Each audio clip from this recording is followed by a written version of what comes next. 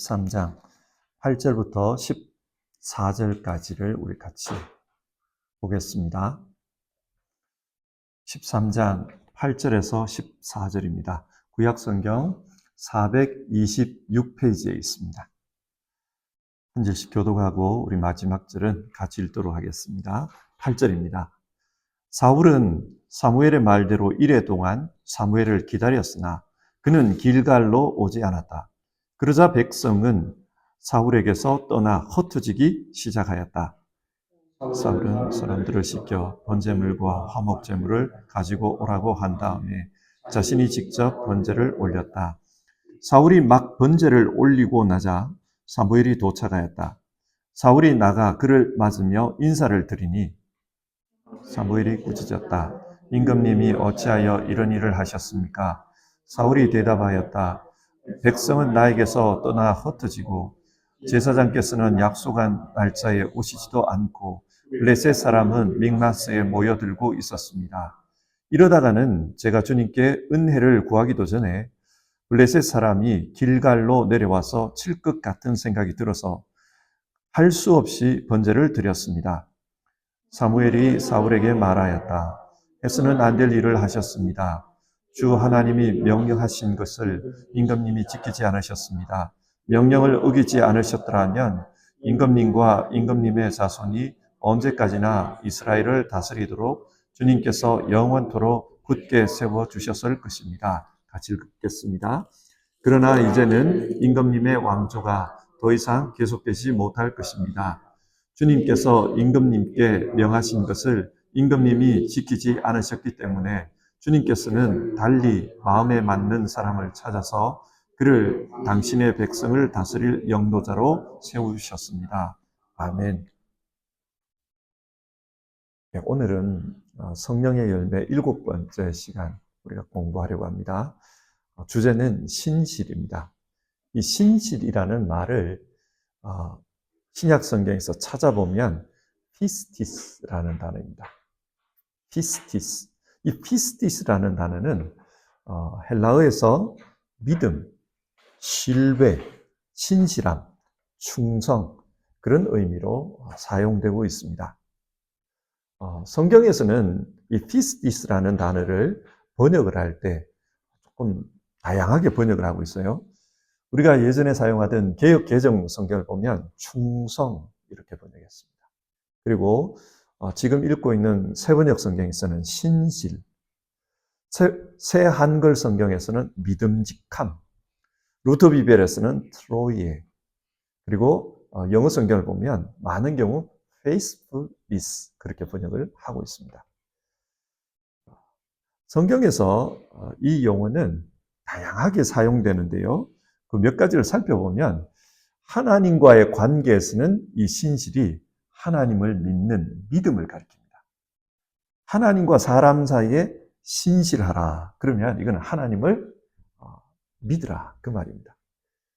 그리고 사람과 사람 사이에 이 피스티스라는 용어가 사용되면은 사람과 사람 사이에 믿음직해야 된다.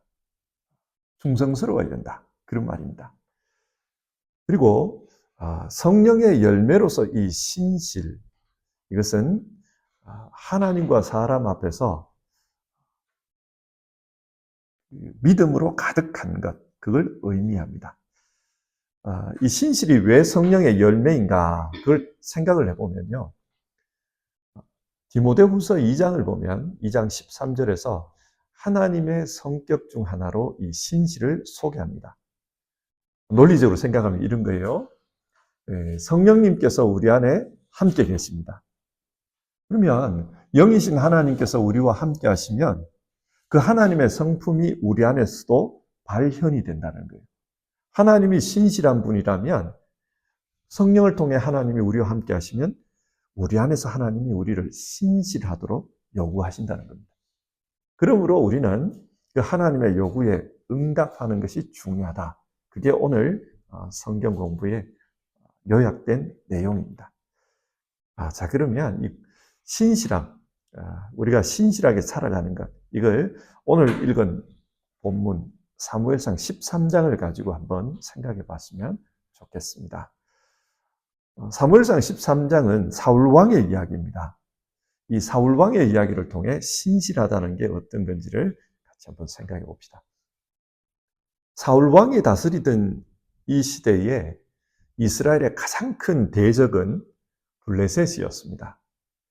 이 블레셋이 어떤 사람들일까요?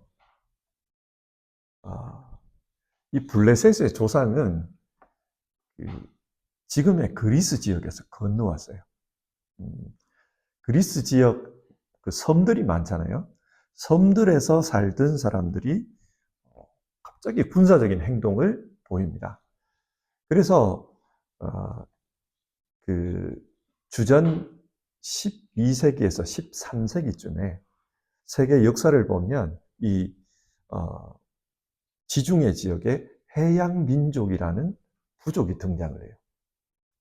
그들이 이들입니다.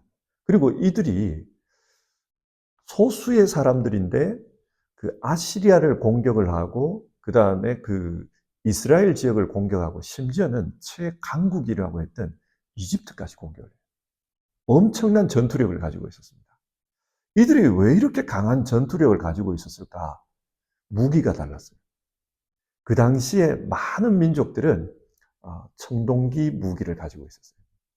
청동기라는 게 구리하고 주석하고 섞은 거죠. 구리는 물렁물렁하잖아요. 그런데 거기에다가 이 주석을 섞으면 딱딱해집니다. 그런데 이런 청동기를 사용할 때 이 사람들은 철기를 가지고 있어요. 그러다 보니까 철하고 청동기 무기를 부딪히면은 이 청동 무기가 떡 부러져 버립니다. 그러면서 이들이 강력한 군사력을 발휘를 해요.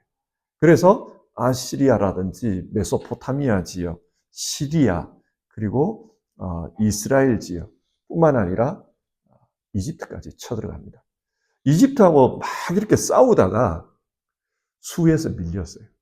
그래서 이집트 정복을 이루지를 못합니다. 그러다 보니까 이 사람들이 두고 보자. 조금 있다 두고 보자. 이렇게 된 거예요. 그래서 이집트에서 조금 떨어져 있는 지역, 지금의 이스라엘 가자 지역, 거기에 정착을 합니다. 그러면서 이 사람들이 그 자기 부족 이름을 팔레스타인이라고 해요. 이게 이제 그 이스라엘 말로 블레셋이에요. 그래서 이 블레셋이 갑자기 거기에 정착을 한 거예요. 그러다 보니까 이 당시에 이 사울 당시에 그 이스라엘하고 전쟁을 하면 사울이 감당하기가 힘들었습니다. 전력차가 너무 컸던 거예요. 그래서 이 당시에 사울이 전력적으로 굉장히 차이가 나는 이 블레셋과 어떻게 싸우면서 행동했는가, 그 이야기를 통해서 성경에 나오는 신실에 대한 이야기를 우리가 살펴보려고 합니다. 먼저 그 프린트물 한번 봐주시면 1번입니다. 이스라엘과 블레셋의 군사력을 한번 비교해 보십시오. 성경에 이 군사력 비교가 나와요. 프린트물 그 빨간 글을 한번 봐주십시오. 이스라엘의 군사력입니다. 2절인데요. 같이 한번 읽어볼게요. 시작. 그는 이스라엘에서 3,000명을 뽑아서 그 가운데서 2,000명은 자기와 함께 믹마스와 베델 지역에 있게 하고 1,000명은 요나단과 함께 베냐민 지파의 땅 기브아로 보내고 나머지 군대는 모두 각자의 집으로 돌려보냈다. 이때 사울이 그 왕이 되고 나서 얼마 안 돼 가지고 암몬 족속이 쳐들어옵니다. 암몬 족속이 쳐들어왔을 때 이 사울이 암몬을 물리쳐요.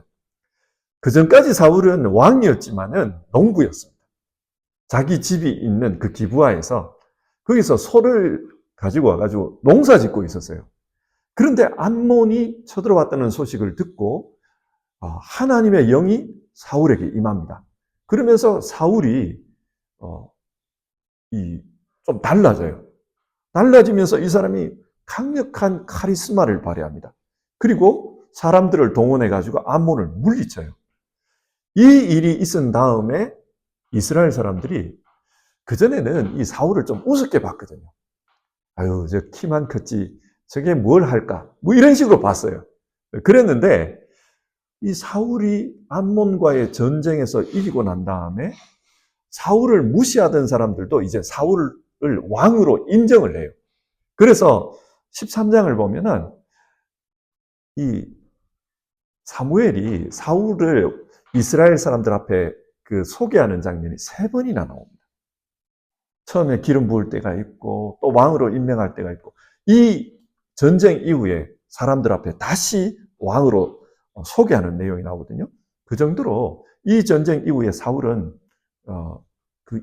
정치적 입지가 단단해졌습니다. 자, 이 일이 있고 난 다음에 사울이 군사력을 통해서 자기가 왕이라는 걸 인정을 받았잖아요.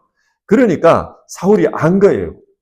내가 왕으로서 해야 될 일은 이제 적들이 쳐들어올 때 이 군사력을 동원해가지고 적들을 방어하는 것이다. 그걸 안 거예요. 그래서 그전에는 없었는데 사울 시대에 생겨난 게 있어요. 상비군 제도입니다. 이전에는 그냥 평시에는 농사를 짓고 있었어요. 그리고 전쟁이 나면은 군인들을 징발하는 거죠. 그런 식으로 했었는데 이때 사울이 전쟁에서 이기고 난 다음에 상비군을 둬요. 항상 직업이 군인인 거예요. 그래서 3,000명을 뽑았다. 이 말이 나와요. 2,000명은 자기와 함께 믹마스와 베델 산지에 있게 하고, 이 말은 믹마스와 베델은 이스라엘의 중앙 산지입니다. 어떻게 보면은 조금 높은 데 산성 같은 걸 쌓아놓고 거기에 배치를 시켜놓고 1,000명은 기브아에 두었다. 기브아는 자기 왕궁이 있는 곳이에요. 그렇게 해가지고 3,000명의 군대, 상비군을 운용하고 있었던 거예요. 자, 그런데 블레셋이 쳐들어왔는데 블레셋의 군사력은 어떤지를 한번 보시죠. 그 5절입니다. 5절 한번 볼게요. 같이 읽어보겠습니다. 블레셋 사람들도 이스라엘과 싸우려고 모였는데 병거가 3만에다가 기마가 6천이나 되었고 보병은 바닷가에 모래알처럼 많아서 셀 수가 없었다. 이스라엘은 군인수가 3,000명이에요. 그런데 블레셋은 군인수가 모래알처럼 많았다. 그렇게 이야기해요. 이 14장 22절을 보면은 당시 이스라엘에는 제대로 된 무기를 가진 사람이 사울과 요나단밖에 없었다. 이 말이 나와요. 칼과 창을 가지고 있었던 사람이 사울과 요나단밖에 없었다. 여기서 말하는 칼과 창은 철기를 가리킵니다. 그러니까 블레셋이 가지고 있는 그런 무기를 가진 사람이 사울과 요나단 2사람밖에 없었다는 거예요. 나머지는 다 청동기를 가지고 있어요. 자, 그런데 이 블레셋은 어떤가? 병거가 3만이다. 이 병거라는 말은 그 당시의 최신식 무기입니다. 오늘날로 말하면 탱크 같은 거예요. 이런 최신식 무기가 3만 개나 있었다. 이게 조금 과장같이 느껴지기는 해요. 왜냐하면 기병이 6,000명밖에 안 되는데 병거가 3만이라는 게 이게 조금 안 맞는 것 같아요. 그런데 여하튼 병거가 3만이다. 기마병이 6,000입니다. 보병은 모래알처럼 많다. 여러분 제대로 된 무기도 없고 군인 숫자도 적은데 신식 무기를 가지고 있고 군인 숫자도 많은 이 블레셋과 싸움이 되겠습니까? 이게 오늘 이야기의 배경이에요. 이런 배경에서 전쟁이 시작이 된 겁니다. 2번으로 한번 가볼게요. 이런 상황에서 이스라엘 군인들은 이 전쟁에서 어떤 반응을 보였습니까? 그 6절과 7절 한번 봐주십시오. 이스라엘 사람들은 자기들이 위급하게 되었다는 것과 군대가 포위되었다는 것을 알고는 저마다 굴이나 숲이나 바위 틈이나 구멍이나 웅덩이 속으로 기어들어가 숨었다. 히브리 사람들 가운데서 들어는 요단강을 건너 갓과 길르앗 지역으로 달아났다. 예, 그 3,000명 되는 군인 중에도 다 숨었다라는 거예요. 숲이나 굴 같은 데 숨었다. 두려워서 숨은 거죠. 그리고 일부 군인들은 그 당시에 마차, 이 전차는 강을 건널 수가 없잖아요. 그러니까 따라올 수 없는 요단강 건너 길르앗 지역으로 도망을 가버렸다는 거예요.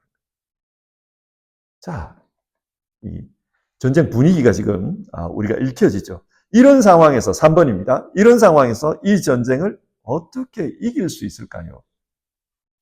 이 전쟁은 기적이 아니고는 어렵습니다. 그래서 성경에 보면은 이스라엘이 싸울 때 하나님이 기적을 바라는 경우가 많죠. 이 사무엘상 7장만 보더라도 그때 에벤에셀 전쟁이 일어날 때 그때를 보면 하늘에서 갑자기 번개와 천둥이 쳤다. 그래서 블레셋 군대가 놀라가지고 도망을 쳤다. 그 이야기가 나오잖아요. 이런 방법 외에는 전쟁에서 이길 방법이 없는 겁니다. 그래서 사울이 어떻게 했다 그럽니까? 사무엘을 초청해요.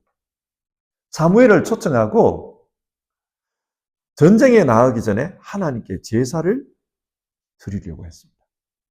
이 의도가 뭔지를 알겠죠? 하나님, 이번에도 도와주셔서 개입해 주셔서 이 전쟁에서 좀 이기게 해 주십시오. 그런 마음으로 이 제사를 드리려고 한 거예요. 그런데 의도는 좋았습니다. 그런데 어떤 일이 벌어졌는가? 8절을 한번 보시죠. 프린트물 보시면 됩니다. 8절입니다. 우리 같이 한번 읽어볼게요. 8절입니다. 시작. 사울은 사무엘의 말대로 이레 동안 사무엘을 기다렸으나 그는 길갈로 오지 않았다. 그러자 백성은 사울에게서 떠나 흩어지기 시작하였다. 예, 지금 사람을 보내가 여차여차해서 우리가 이렇게 하려고 합니다. 사무엘이 오케이 한 것 같아요. 내가 언제까지 갈게. 그 이야기를 하고 7일을 기다렸는데 오지 않았습니다. 사무엘이 오지 않자 거기에 남아있는 군인들도 생각이 복잡해지는 거예요. 사무엘이 왜 안 오지? 이건 벌써 이 전쟁 끝난 건가? 사무엘이 오다가 잡혔는가? 별의별 생각을 다 합니다. 그러면서 군인들이 흩어집니다. 자, 이걸 보고 사울이 명령을 내립니다. 거기 4번인데요. 그래서 사울은 어떤 명령을 내립니까? 자, 9절이에요. 9절을 같이 한번 보겠습니다. 사울은 사람들을 시켜 번제물과 화목제물을 가지고 오라고 한 다음에 자신이 직접 번제를 올렸다. 자신이 직접 번제를 올렸습니다. 자, 이 이야기를 여기까지 읽으면 사울이 잘못한 건가, 사무엘이 잘못한 건가 그런 생각이 들어요. 사무엘이 온다 그러고 안 온 거잖아요.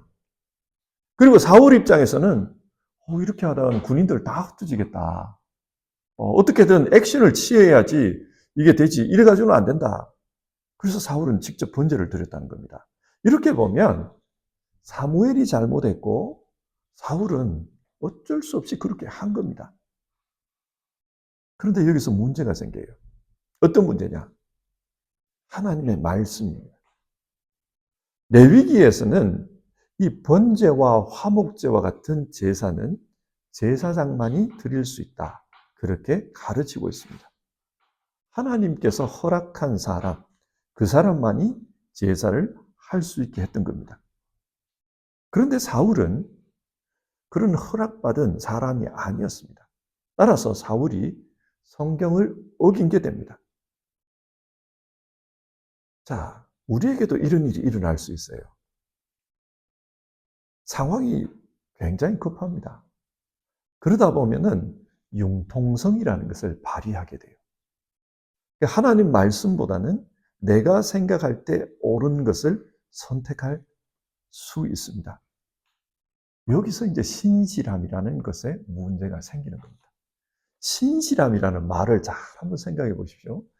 이 한국말로는 좀 이해가 어려운데 영어로 보면은 faithfulness, faith, 믿음이죠. 내가 하나님을 믿는 것, 그게 full, 가득한 것. 하나님을 믿는 믿음이 가득한 것.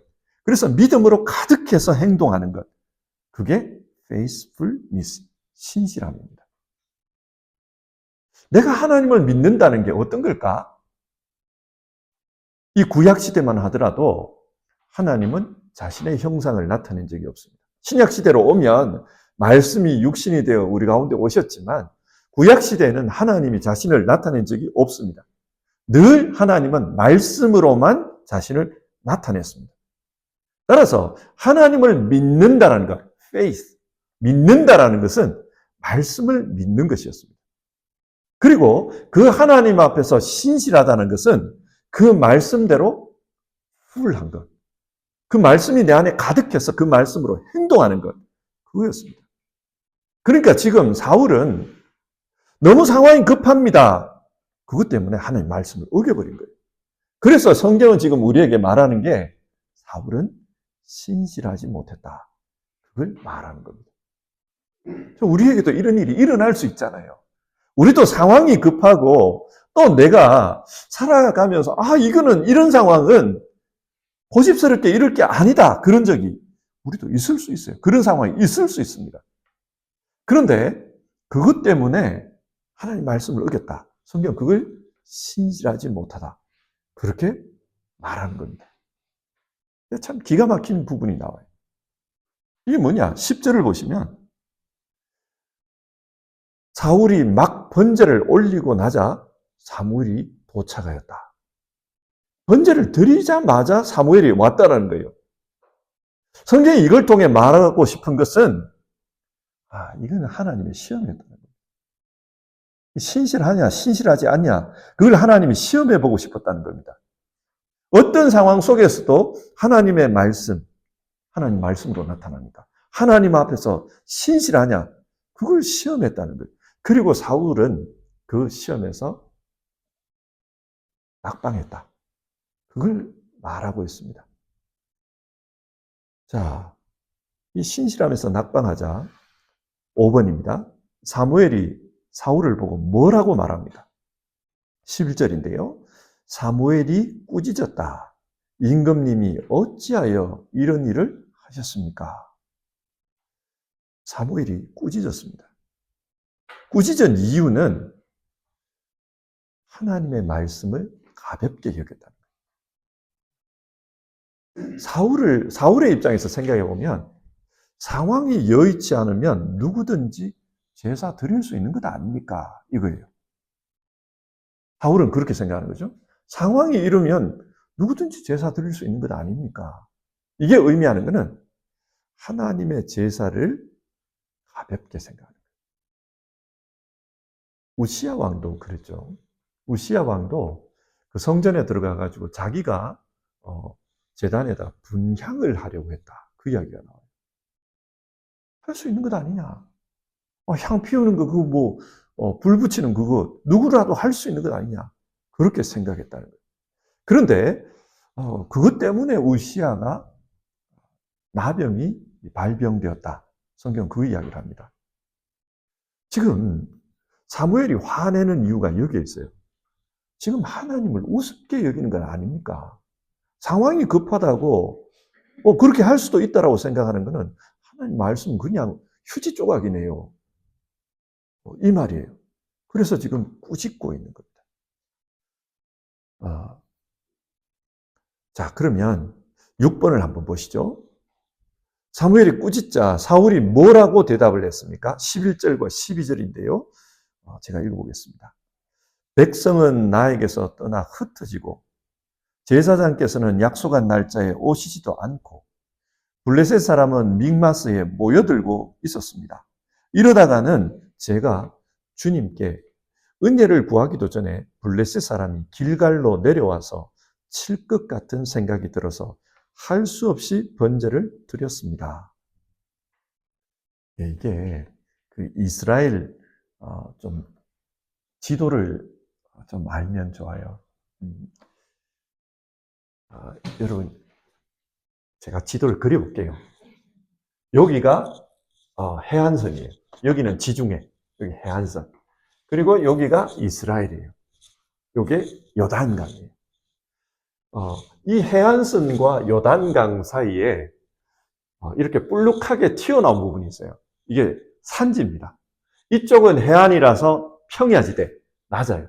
중간에 볼록하게 산지가 있어요. 그리고 이쪽은 내려가면 요단강이 흐르는데 요단강 이 강가는 해발보다 더 밑이에요. 마이너스로 내려가요.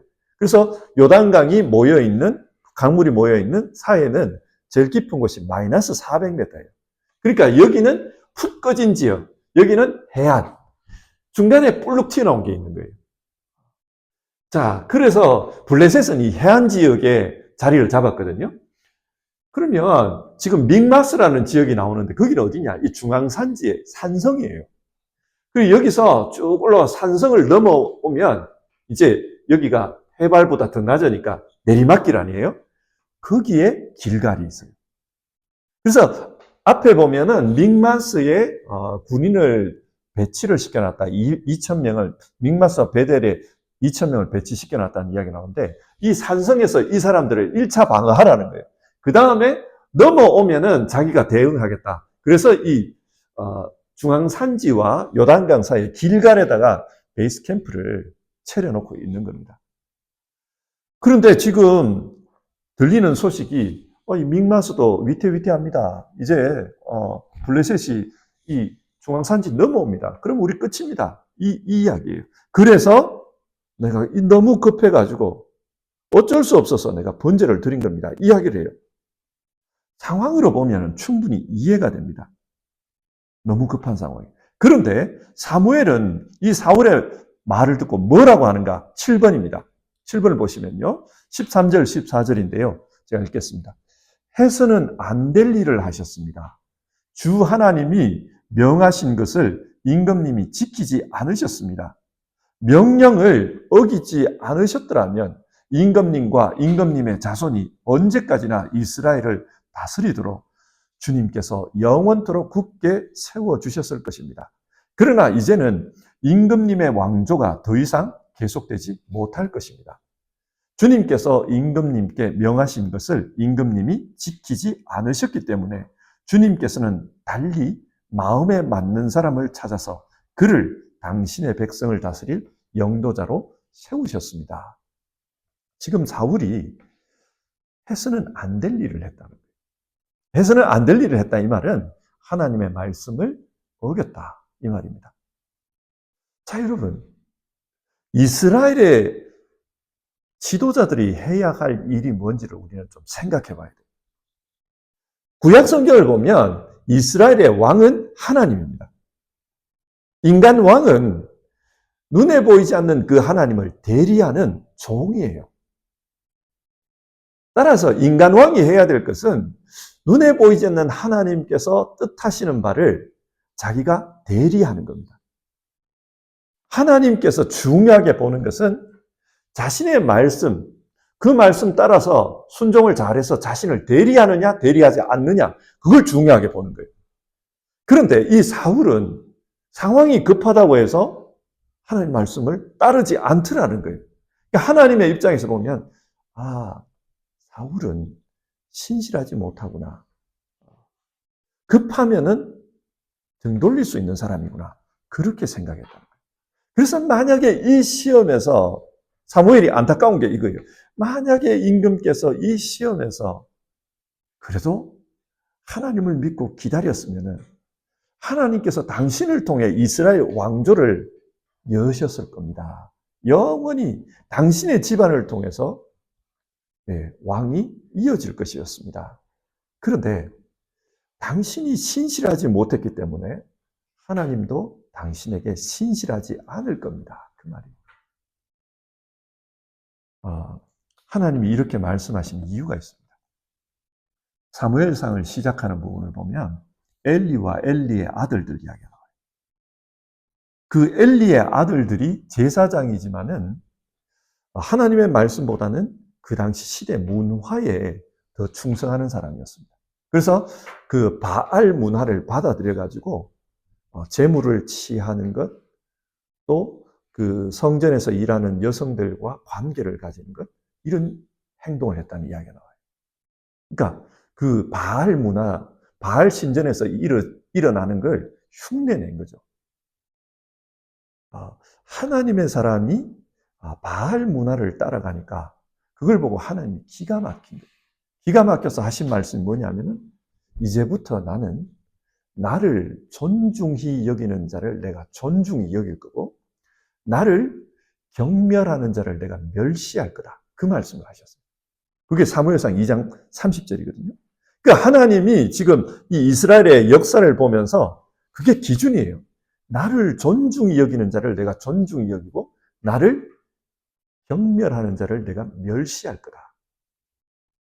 지금 사울이 그렇다는 거예요. 사울은 좋을 때는 나를 존중한다. 그런데 좀 급한 일이 있으면 이 말씀을 그냥 종이 조각으로 버려버리는 사람이다. 멸시한다는 거예요. 그래서 사울이 살아있는 요 동안까지는 내가 이 사울을 왕으로서 인정해 주겠지만, 그러나 거기까지다. 그 이야기를 지금 하신 거예요. 자, 하나님께서 지금 중요하게 생각하는 게 무엇인지를 우리는 발견해야 합니다. 그래서 8번인데요. 8번을 보시면 성경이 이 말씀을 통해 교훈하는 바가 무엇입니까? 하나님은 이 사울을 통해서 전쟁에서 이기느냐, 전쟁에서 지느냐, 그걸 중요하게 보지 않는다는 거예요. 그것보다 더 중요한 게 뭐냐? 하나님 앞에 신실하냐, 신실하지 않느냐, 그게 더 중요하다. 그게 더 중요한 이유는 이스라엘의 왕은 하나님이시니까 그 하나님을 대리하는 대리자가 정말로 이 하나님 앞에서 신실하냐, 신실하지 않냐, 그게 더 중요하다는 거예요. 오늘 이 말씀을 통해 우리에게 주는 교훈도 마찬가지입니다. 우리에게 주는 교훈도 하나님은 우리가 하나님 앞에서 신실하냐, 신실하지 않냐, 그게 더 중요하다는 거예요. 왜 그런가? 9번을 한번 보십시오. 사무엘상 14장은 이 전쟁의 결과를 말해줍니다. 전쟁이 어떻게 되었다고 합니까? 15절 한번 보실게요. 15절입니다. 같이 한번 읽어보시죠. 시작. 이때에 블레셋 군인들은 진안에 있는 군인들이나 싸움터에 있는 군인들이나 전초 부대의 군인들이나 특공대의 군인들이나 모두가 공포에 떨고 있었다. 땅마저 흔들렸다. 하나님이 보내신 크나큰 공포가 그들을 휘감았다. 지금 하나님이 개입을 하신 거예요. 땅이 흔들렸다 그럽니다. 어쩌면 지진일 수 있어요. 그 땅이 흔들리니까 블레셋 군인들이 공포에 빠졌다는 거예요. 또 이러네, 이런 거죠. 또 이러네. 지난번에는 하늘에서 이 천둥이 치고 번개가 치더만 이번엔 또 이러네. 그래서 그 군인들이 전부가 공포에 빠져 있었다. 그리고 20절을 보시면 특이한 말씀이 나와요. 20절 같이 한번 읽어볼게요. 시작. 블레셋 군인들이 칼을 뽑아들고 저희끼리 서로 정신없이 쳐 죽이고 있었다. 자기들 안에서 이 싸움이 벌어진 거예요. 이게 왜 이렇게 됐는지 모르겠습니다. 무슨 이유가 있었는지는 모르겠는데 자기들끼리 전쟁을 했다는 겁니다. 그러면 이스라엘 군인들은 그냥 보고 있으면 돼요. 자기들끼리 싸우니까. 그래서 23절을 보면 그날 주님께서 이렇게 이스라엘을 구원하셨다. 이야기가 나와요. 그러니까 지금 전쟁에서 이기느냐 이기지 않느냐 이게 중요한 게 아니에요. 하나님은 자기 백성 지켜주십니다. 신실하신 거죠. 이스라엘을 자기 백성으로 선택했기 때문에 이스라엘의 신으로서 하나님은 자기 역할을 하시는 겁니다. 이들을 지켜주시기로 하신 거예요. 그래서 하나님이 중요하게 보는 것은 내 백성이 과연 내게 신실하냐 이거였습니다. 그런데 사울이 신실하지를 못했다는 거예요. 말로는 하나님 믿는다고 그랬어요. 하나님을 믿고 하나님을 따르고 그래서 전쟁에 나가기 전에 하나님 앞에 제사도 드리고 말로는 믿는다 그랬어요. 그런데 상황이 급해지자 하나님을 안 믿더라. 그걸 이야기하는 겁니다. 이 본문이 주는 교훈은 전쟁에서는 이겼으나 하나님께는 버림받았다. 그거예요. 지난 주일에 우리가 살펴봤던 본문도 그렇죠. 모세가 바위에서 물을 냈어요. 바위에서 물은 나오게 했지만은 하나님의 거룩함을 드러내지 못해서 가나안 땅에 못 들어갔어요. 결과는 가져왔지만은 그러나 하나님의 기준에서는 탈락한 겁니다. 지금 사울도 마찬가지예요. 사울도 전쟁에서는 이겼어요. 성과는 만들어냈습니다. 왕으로서의 역할, 백성들이 볼 때는 그렇죠? 이 사울 때문에 우리가 전쟁에 이겼다. 왕으로서의 역할을 했어요. 그런데 결과론적으로 하나님께 버림받았다는 겁니다. 시편 106편을 보면 이런 말이 나옵니다. 그들이 하나님께 원하는 것을 간구했다. 그래서 원하는 것은 얻었지만 그들의 영혼은 파리하게 되었다. 예, 옛날 버전을 보면 원하는 것은 얻었지만 그들의 영혼은 버림받았다. 이렇게 되어 있어요. 이게 우리가 이래서는 안 된다는 겁니다. 여러분, 우리가 세상 살면서 성과 내는 것, 그거 중요해요.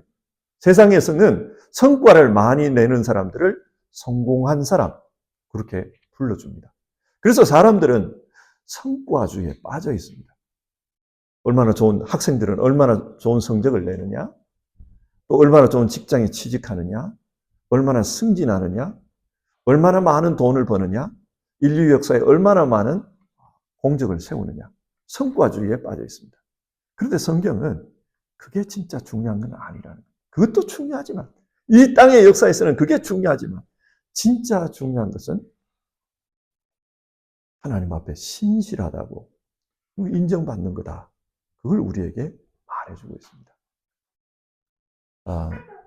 기독교 역사를 보면은 폴리캅이라는 사람이 있습니다. 이 폴리캅은 그 선생님이 요한이에요. 사도 요한.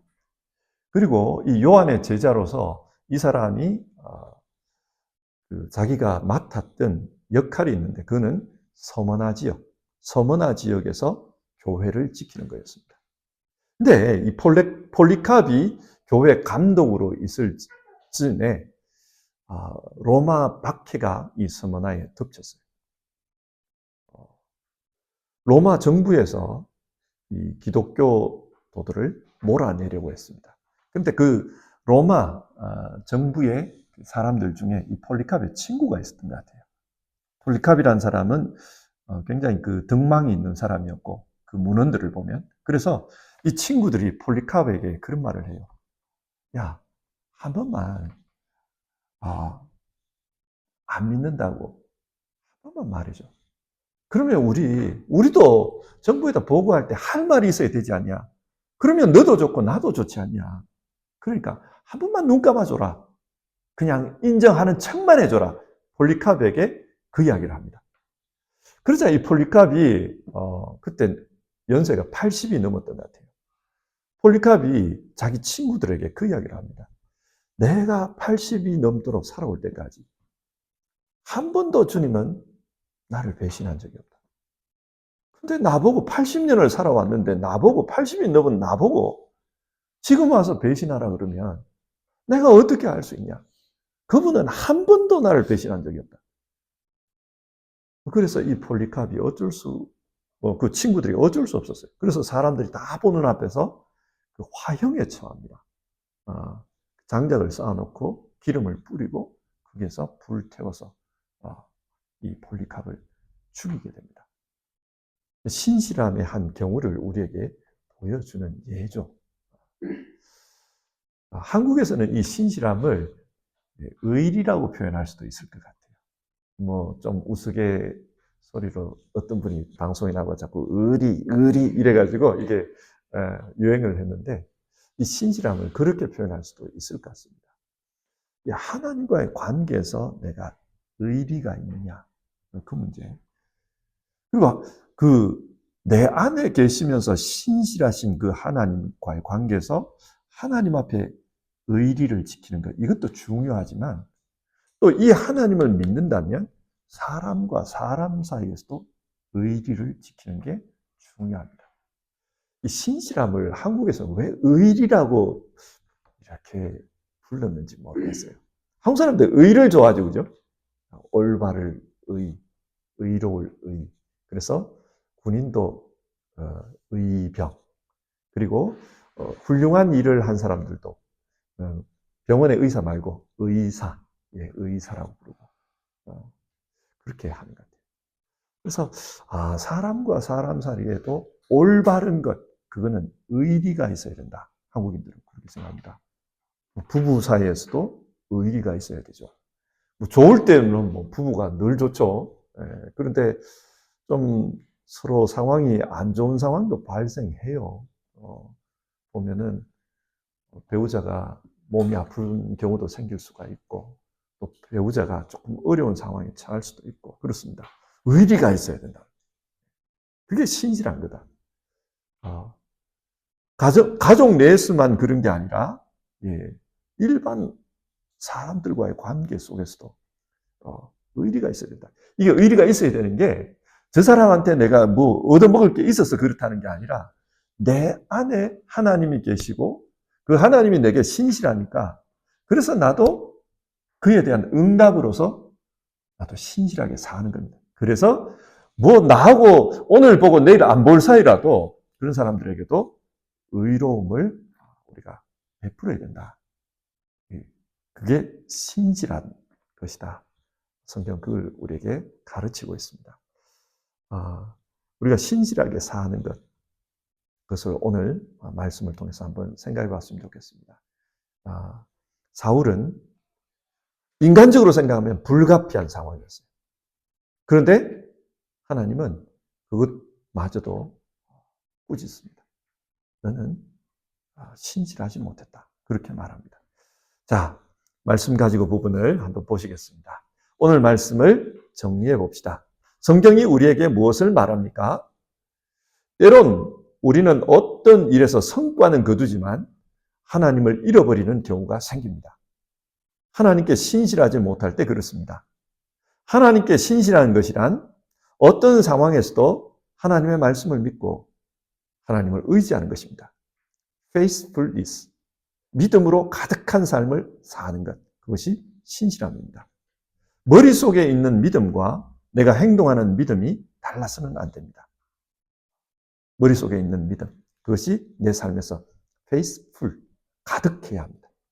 성령 하나님이 우리와 함께 하시면 신실하신 하나님의 성품이 우리 안에 나타나게 하십시다. 그리고 하나님 앞에서 신실하고 사람들과의 관계에서도 신실하게 살아가기를 원하십니다. 그때에 우리가 상황의 급박함 때문에 현재의 어려움 때문에 하나님을 믿지 못하면 사울과 같이 신실하지 못한 삶을 살게 됩니다. 그리고 그 마지막은 버림받음입니다. 하나님 앞에서 신실한 삶을 살아가기를 함께 기도합시다. 자, 우리 찬송하고요. 기도하는 시간 가지겠습니다.